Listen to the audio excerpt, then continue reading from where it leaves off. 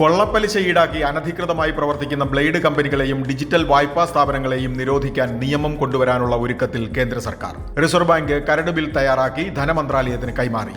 മുടിയുന്ന ഇടപാടുകാർക്കും അംഗീകൃത പണമിടപാട് സ്ഥാപനങ്ങൾക്കും നിയമനിർമ്മാണം ആശ്വാസമാകുമെന്ന് പ്രതീക്ഷ. സാമ്പത്തിക തട്ടിപ്പ് നടത്തി ഇന്ത്യയിൽ നിന്ന് കടന്ന വ്യവസായി വിജയ് മല്യയുടെ സ്വത്തിൽ നിന്ന് വായ്പ നൽകിയ പൊതുമേഖലാ ബാങ്കുകൾക്ക് ഇതുവരെ തിരിച്ചീടാക്കാൻ കഴിഞ്ഞത് 14,131 കോടി രൂപ. നീരവ് മോഡിയുടേത് 1,052 കോടി, മെഹുൽ ചോക്സിയുടേത് 2,565 കോടിയാണെന്നും ധനമന്ത്രി പാർലമെന്റിൽ.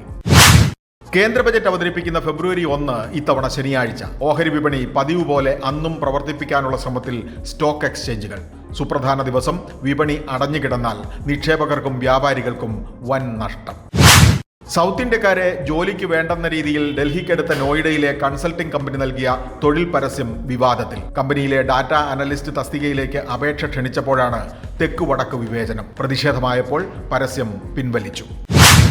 സ്വന്തം പ്രയത്നം കൊണ്ട് ഗംഭീരമായി മുന്നേറിയ സംരംഭകരുടെ ഹറൂൺ പട്ടികയിൽ ഇക്കുറി രണ്ടാമതെങ്കിലും ശ്രദ്ധേയനായി സൊമാറ്റോയുടെ യുവ CEO ദീപീന്ദർ ഗോയൽ. സൊമാറ്റോയുടെ വിപണി മൂല്യം 3.42 ലക്ഷം കോടി രൂപ.